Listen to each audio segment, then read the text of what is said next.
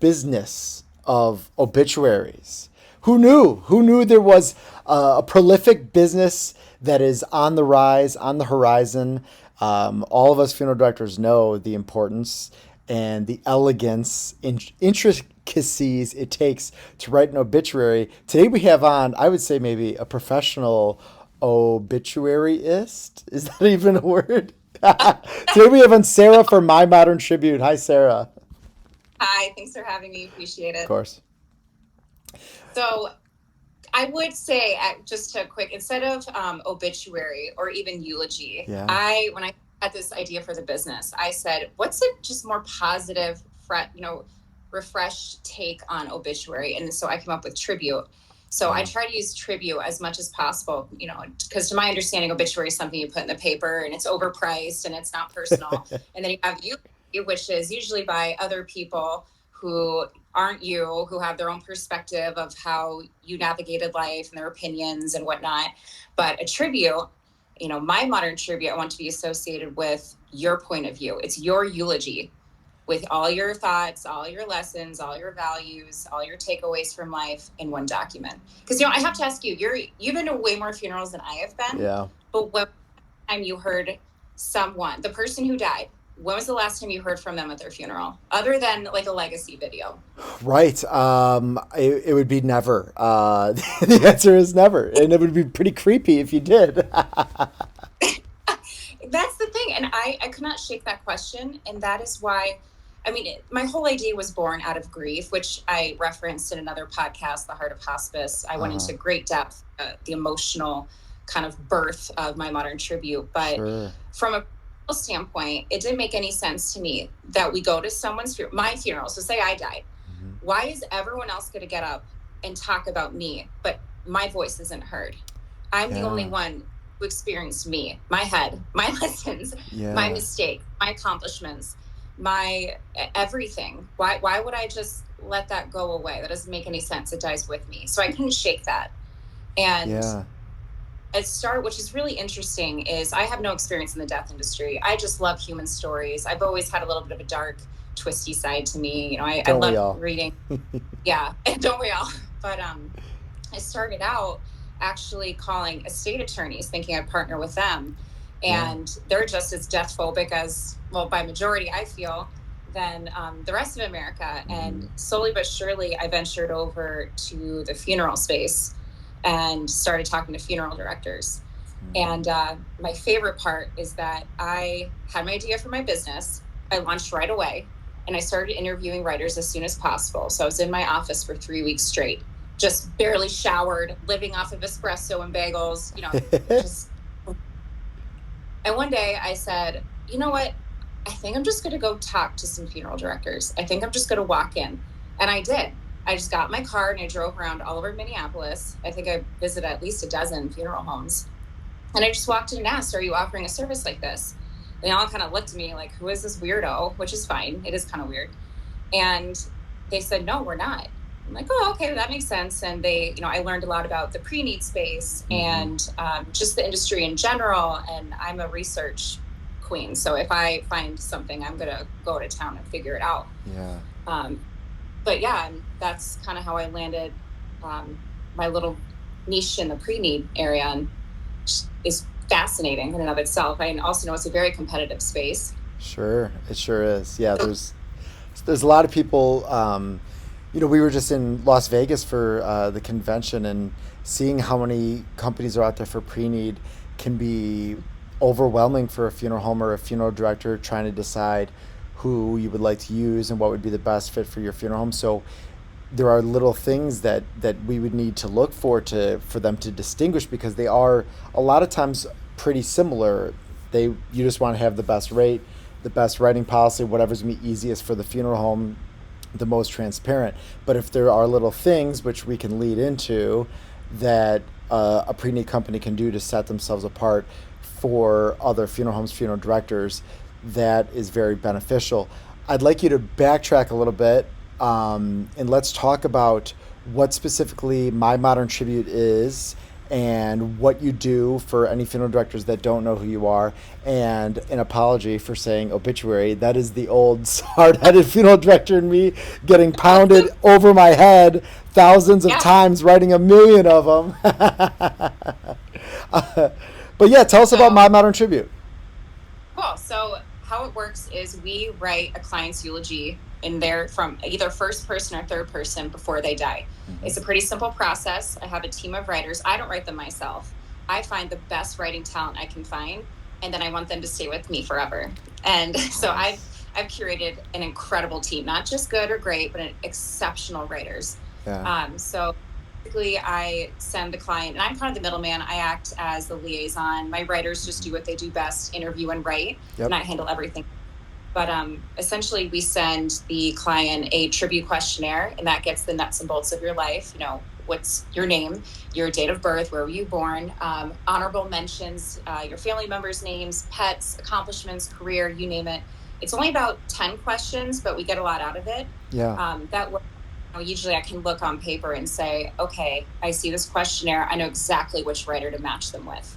And then I decide which writer would be the best fit for them, because that does matter. I basically am a matchmaker. I want to get the most out of this client as possible. Then at that rate, I set up the interview. It's anywhere from 1 to 2 hours, and then they get their first draft within 10 business days. And from there, yeah, they can do with it as they wish. And it's anywhere from 2 to 4,000 words, but there's no word cap, and the price is $750. Yeah. You're a dream to a lot of funeral directors because then we don't have to write obituaries. But it's such a unique idea having the person that, it is a morbid thing, but this is a morbid podcast. People need to think about their death more. And we all know that. And that's why we understand what the value is in someone pre planning. So that way things are taken care of, first of all, for the person, whoever it is planning ahead. It relieves that burden off of them where they are not thinking about it, what's going to happen to me. And it also is a nice thing for their family too, leaving that behind. But this is a whole different twist on it where you're leaving behind a little bit of your legacy and how you, like you said at the beginning, Sarah, how you see the world. And that offers a very different, unique perspective as opposed to saying so-and-so, date of birth, date of death, city, naming all the people. Cooney Funeral Home from 3 to 8 on Thursday, like all of that, like obviously can still be included, but people have a hard time, pinpointing those little things. So it's nice that you're able to curate this for families and for the individual because they can use that for as long as they're still here, and then afterward too, I would think. Exactly. And the other point I want to make is when people, I've had that response, like, oh, it is a little morbid, but I say, oh, okay, but when you go to your estate attorney and you go through your estate plan and put that together, is that morbid or is that financially responsible? Mm-hmm. Okay, so this is actually emotionally responsible. And maybe that's my view as a mother, is that, and then even, as a wife or partner, I look at it and I say, I feel a level of emotional responsibility to have this laid out for you when I'm gone, because it is like the last chapter of my life. It's my last statement. It's almost like you're honoring, like you're receiving an award. If you're at an awards show, I want to thank everyone. You go through that, and there's nothing wrong with that. And when I tell people that, they say, "Oh, yeah, actually, that makes sense." Like, of course it does. And I don't know why we're not doing it, other than the fact that we are scared of our death. And I think that if someone's already in the mindset of pre-planning their funeral, then they're already on that track anyway. This is just another layer of, hey, let's explore these memories that maybe you forgot about. It's like a rocking chair experience. We take you through your life. A lot comes out, a lot of positives. And the other thing too is, which I'm sure you've experienced, is not everybody's a writer. Not everyone is. And there's no doubt. Here's the other problem. What if your cousin is the writer in the family and your cousin hates you and you die? Now they're in charge of your eulogy. Are you kidding me? No, absolutely not. No. That's a really good point. Yeah. Yeah, it's sad to think about. And I'm a pretty strong-willed, I have a strong sense of who I am, and I have multiple versions of my tribute because I had writers who were interviewing, I said, well, I want to make sure that you're a good fit. Let's go through the process, and I need to see how you interview, because this isn't just a basic interview. You have to have a certain kind of manner and a certain level of respect and be able to write something for someone that you may not agree with politically. That was part of my interview question. Are you going to be able to write a tribute for a Trump lover, or for someone who is very liberal, or if they believe in abortion? I'm like, is that going to be an issue? And if I like sensed a little bit of hesitancy, so well, you're not, no, this is not a good fit, because you have one job. We do.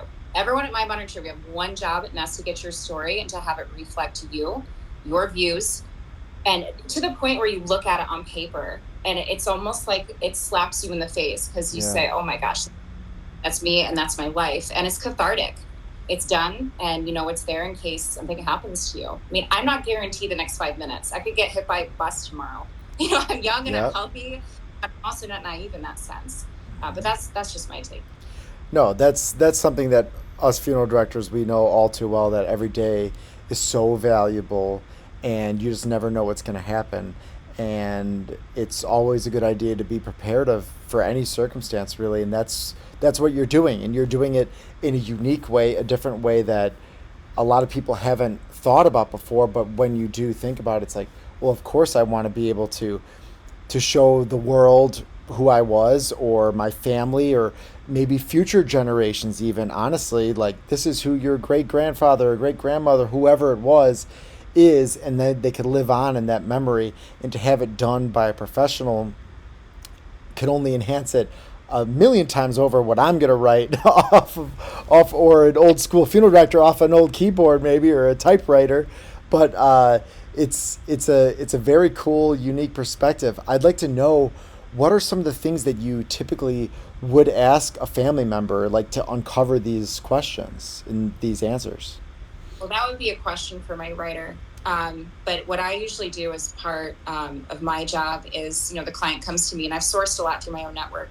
And they come to me, and usually they come to me out of some major life event, whether it's cancer, or they're healing from, generational cycle breakers, where they're realizing, hey, I've been in a really toxic family, and I've been through this horrific situation, and I've come so far from it, and I want it known what I overcame. So a lot of people from severe trauma, mild to severe, but then a lot of elders who, are going through their estate plan. But I ask them where they're at, and they kind of spill the beans. They just, I think I have that effect on people, because we're all about creating a safe space. So for me, as part of my job, is I don't even have to ask what the purpose of, why they came to us. They just tell me right away. And it's this vomit of, this is where I'm at, this is what I feel, blah, blah, blah. And it's amazing. And we're like, welcome.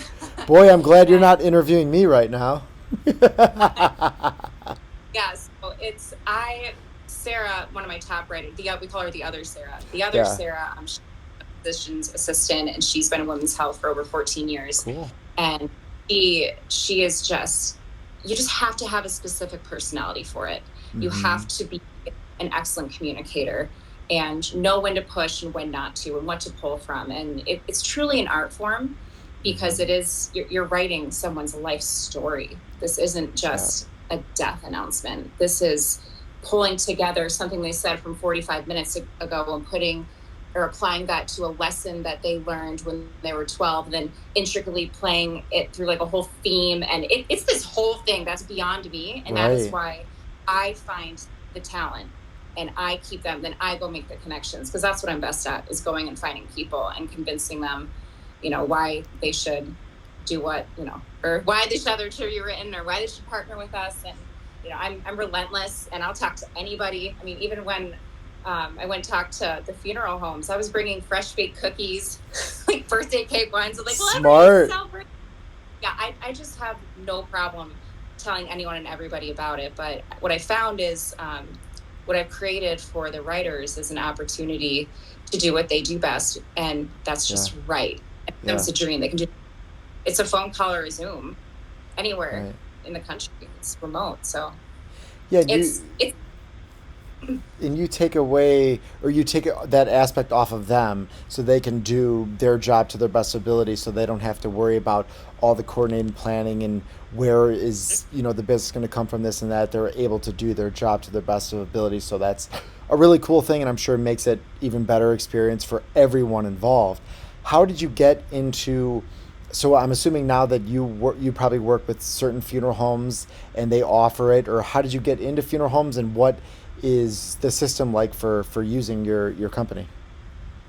So I actually just had my first deal with a local funeral home in Minneapolis. That only started 2 weeks ago, so we're brand new in the funeral space. Like I Nice. said, Eve, there's a lot of ways you can take my modern tribute, and I have different divisions depending on the industry. So, in terms of funeral homes in the pre-need space, we recently partnered with Send Off, and they're a very forward-thinking sister brand of a local funeral home, Robert's Family. And it is fantastic what they're doing. They're essentially putting together a very almost like a wedding like celebration, putting the fun in funerals. Yeah. And the process for that is, and what we decided to do is to say, hey, if you have a family come to you and they are looking at a pre-need policy, you essentially, the funeral home will cover the pre-need and say, hey, this is complimentary, completely separate of the pre-need policy. That Mm-hmm. way, you know, it's all done by regulations. But it's leverage for them because he can actually say, listen, no one else is offering this in Minneapolis. So as you're going through and getting bids or trying to see which funeral home is the best fit for you, I would say Send Off combined with our service, they're offering the most forward thinking um, strategy in the area by far. And it distinguishes them, like I was saying previously, from other different pre-need companies. Like, you have to do something a little bit different to stand out, and this is something that's a little bit different, and like you said, forward thinking, and it's just an incentive for a family, and it's something that they're going to have forever, something that they would have while the person is still alive too, which is a very cool thing. And it is a special tribute that you can give someone. A lot of people will do the slideshows and videos, things like that, which are always beautiful. But this is a written word, and it just has that special sort of thing. So, do you see a lot of families? Are they using this, like making their own? This is just where my brain immediately goes to for your business. Like, are you making booklets potentially, or like mini books for families, or are they putting it on the websites of funeral homes, or how are families interacting with what you're doing with the tributes? So to keep everything low cost and as accessible as possible to everyone, I got to keep a flat rate. So I keep it as low tech for everyone as Mm-hmm. possible. You're basically getting a PDF with our logo, Yep. and it's a beautiful document. I did send you a copy, and they could do whatever they want with it. But I'm Yeah. not sending all that adds into cost, and then I got to mark up the tribute, and I just not everyone wants that. Right. It's basically a document. You can do whatever you want with it. You can save it, give it to your estate attorney, give it to a family member, give it to your funeral home, however you want to use it. I also Mm-hmm. have a lot of people share it with their immediate family members in the now, and they say, hey, listen, this is what I have, and it's a means of connection, but also it provides you eulogy guidance for the other family members when that Yeah. time comes. Because it's hard to write, period. But when you're grieving, that's a whole other layer of I don't even know where to start. But if Yeah. you have a tribute, look at it and say, I completely forgot about that. But you're bound to find some kind of inspiration in the document somewhere, which is fantastic. And then on top of that, we have the tribute itself. And then this is for funeral homes only because it doesn't apply to the other industries, but that we're partnering with. But at the end, we have a shortened obituary announcement that you can put on your website. You don't have to worry about it. So basically, It's we all take lined up. from their date of birth and their family members, which, if it's for pre-need, you may have to update it. Maybe there was another grandkid or Mm-hmm. maybe someone passed. Um, but yeah, it takes out all of that work for you guys. And it's leverage. I keep saying, like, you know what? This is actually a really great way, from a sales perspective to say, hey, I have this exclusive partnership and, we'll throw this in if you go with us. That's huge leverage because like you look at what everyone else is offering. What else is unique out there? I mean, Right. you would know more, but Mm-hmm. what else could sway a family or help, distinguish yourself than something that is this intimate, but also in their full control, because we don't tell you what to do. We don't tell you how to write it. We write it based off what you want. It's not about us. It's about you. And Yeah. that's our number one, like, rule of thumb. It's all about your autonomy, what you want to do. If you want to bash your family, go for it. If you want to make it poetic and gorgeous, let's do it. I mean, whatever you want, we're in full support of it. It's not our job to tell you. What percent of the time are you seeing someone writing it from maybe from their self for their self versus like a family member? What does that breakdown look like? Only for themselves. Okay, Mm-hmm. only for So themselves. try to keep it streamlined. I've had people ask if we would also be interested in doing obituaries, but I have a hard time because it's almost like a conflict of interest, because I look at it and say, why are we doing this now? This should have been already done. And that's where my mind goes. And then I start to think, why aren't tributes the standard? Hmm. Why?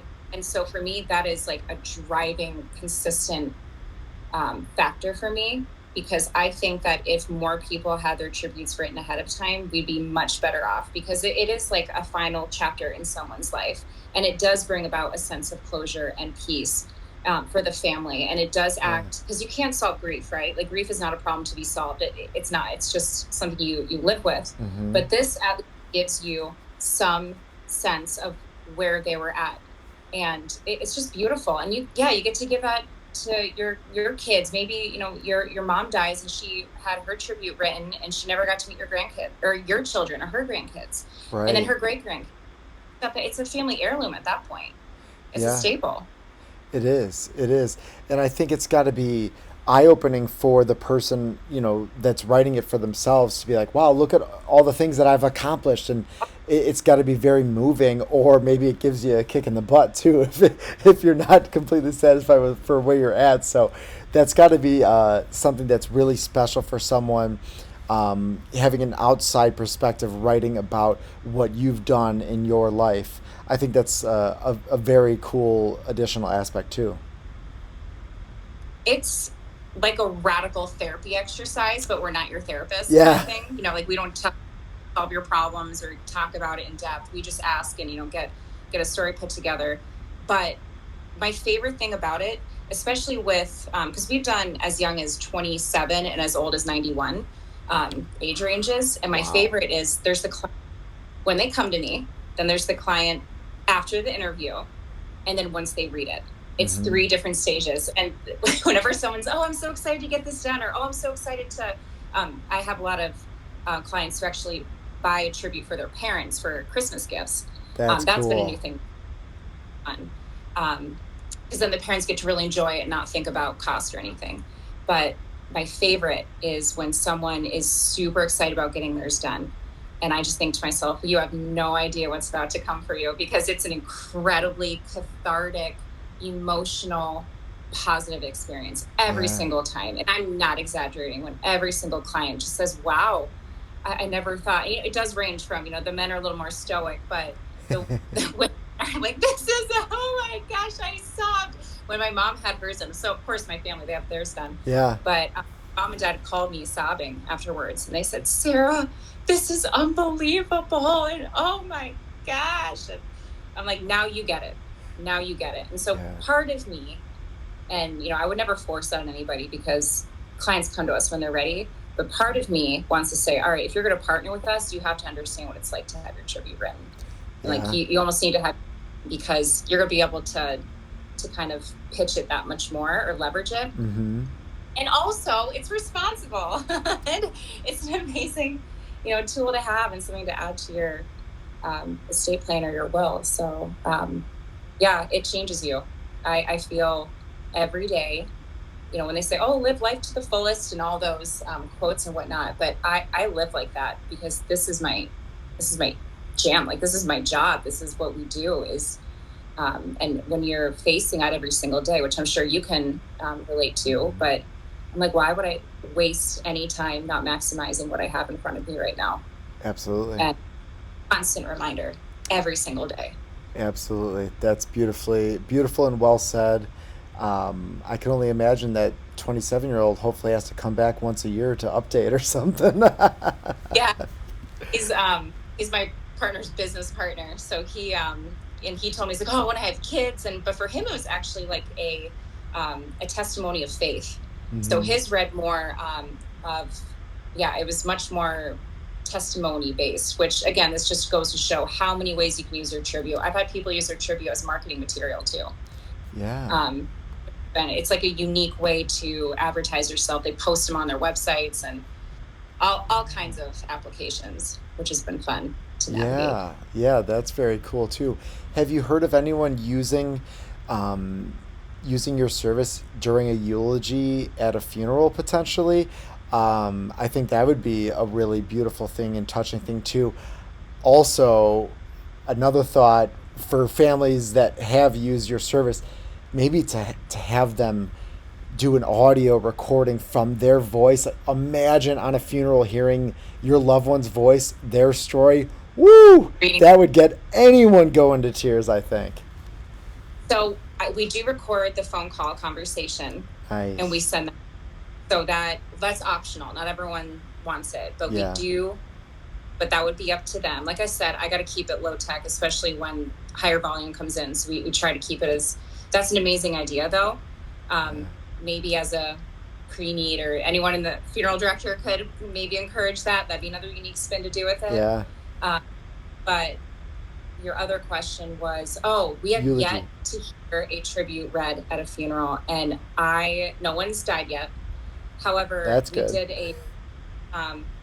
he was 91. His wife just died, and his was kind of partially in tribute to his wife because she had Alzheimer's. And so he said, I think his closing line was something like, and this tribute is just as much hers as it is mine. And so it was the story of how they met, and it was beautiful. But thankfully nobody's died who's had their tribute written.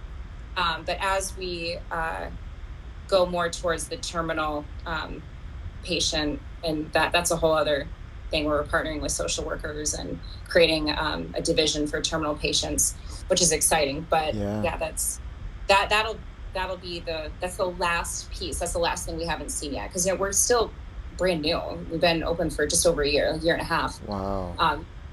Strides, but it's just me. I mean, I literally created this out of an idea in December out of grief, and I thought, like, how can I, like, I don't know. So it's just me and taking care of my writers. I'm very protective over them and their peace, to the point where there are some heavy stories. And I first say, hey, I don't give any information, but I say, here's what this person's about.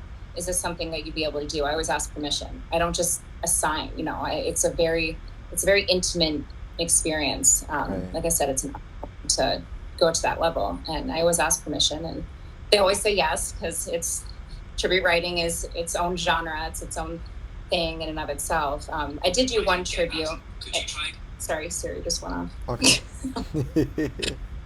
I did write one tribute, my very first one. And I realized after that, that's when I wanted professional writers, because I thought there's people out there who could do it better, for sure. And so how many have you had written at this point? You're such a fresh new company. It seems like the ball's rolling. So how many have you had written? I would say a few, over at least a few dozen at this point. Nice. But that's after going full time 2 months ago. Wow. So now, because I wanted to go the pre-need space, and everyone that I spoke to, all the funeral directors, looked at me like, I don't think this is a good fit. And that was all last summer. And then I took a break and kind of had to delve into my own relationship with my mortality, because I thought, like, okay, why am I having where's the disconnect here? Because if I am going to tell people why this is important and why what we're doing is important, I need to make sure that it's coming from a space of my own deep understanding. Yeah. And so I would say the past 6 to 8 months, I really came down to the whole idea of everyone I know and love is going to die. We are all going to die. And what does that mean? What does that look like? And as a professional, how can I coach people through the tribute process when they come to their own realization of that?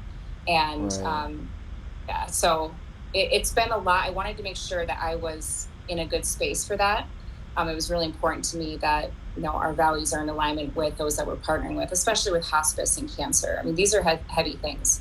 heavy. And No that's where I found doubt. that we're needed.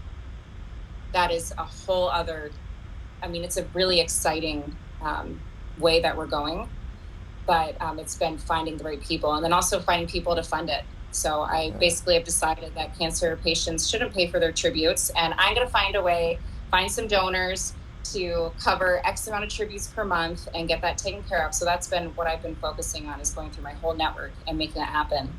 I Because I'm love like, you're that. like, got medical bills, you got to worry about your family. There's no reason why you should be paying for this. That was my thought process. So it's I been a love lot that. of, yeah, a lot of connecting.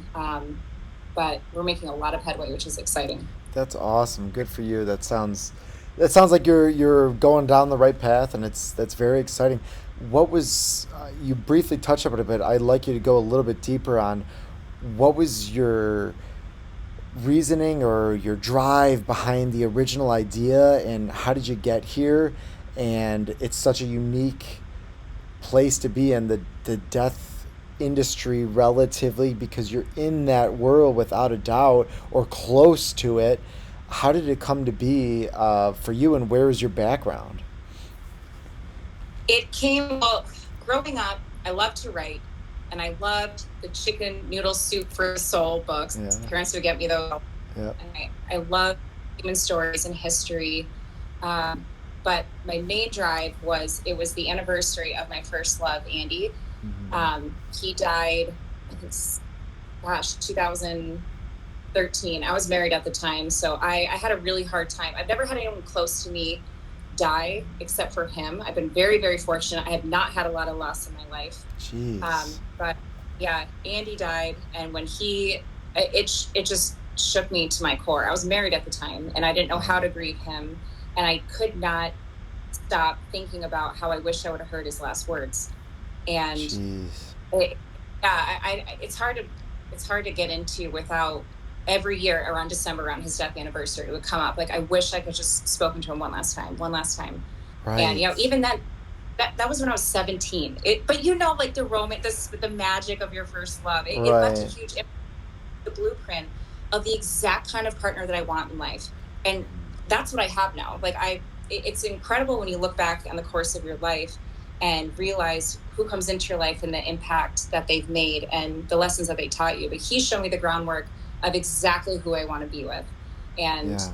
that's his purpose. And he also made sure that I didn't go into the Marines, which I haven't talked about in a long time, but he's the one who said, Sarah, like, this is not for you. I know your parents want to go, but he had a major influence on me, and I could have gone a totally different direction in life. I'm so glad I didn't. That Yeah. wasn't a good fit for me. I still ended up being a military wife at that time, but I personally didn't go into the service. But yeah, so around his death anniversary, I just thought, do people ever write their own eulogies? And then I kind of Yeah. went down the hole of that. And then also I tried to write my own tribute, because I thought, well, if I want to write for someone or if I want to do a service, I should write my own. I couldn't write it. I couldn't get past one paragraph. I was crying, I'm and sure. I love to do content writing, but I couldn't do it. And I Yeah. thought, all right, this is a problem. This is why a writer should interview somebody. So I know all facets of this business, or the experience itself, of what it's like to be the writer, what it's like to be the client, which I've done multiple times. And the last piece, like I said, is to actually sit at the funeral and hear it read out loud and see the impact on the family. That is something that I'm eager, not so eager, but also eager to see, you know what I mean? Yep. Because I don't want to push the end of someone's life, but Yeah. I think that's good. Goosebumps. Even when I think about it, I just get goosebumps head to toe of hearing that, something that we put together, and we interview them and have a relationship. I mean, every client we have, this isn't just like, oh, hi, what's your name? Where are you from? Oh, cool. No, this Right. is, hi, I want to know what drives you. I want to know everything about you. And it's just a eternal fascination with why humans are the way that they are. You got to And get so deep it with was, it. Hmm. yeah, it was born out of, and what drives me is a multiple things.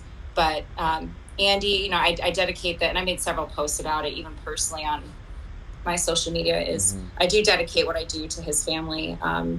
and to him. But ultimately, it's just to share human stories. Storytelling connects all of us. And I think that We rely a lot on social media, our posts and what we put out there to Yeah. reflect our stance. But there's so much more than, and we can't rely on Facebook to have our stuff in like 20 years. Come on, You we just don't want never know. corporate. Right. Oh, Well, thank you so much for opening up. It's just a beautiful and a touching story, and it seems like you're on a track to do some really nice thing for a lot of people and preserve a lot of memories that individuals have, whether it's about themselves or their families, and it's a really touching, beautiful thing. So we would love to keep in touch with you and see where the future brings you. Hopefully, you have a lot of success with helping people that are dealing with some long-term disease and ailments, and then same thing with people going through prearrangements. I think you're going down a great road of distinguishing yourself and your business and going down a different line. So we just want to wish you all the best and thank you for taking the time to talk to us. It's been really fun getting to hear all about it. yeah, no problem. Thanks so much for having me. Appreciate it. Of course.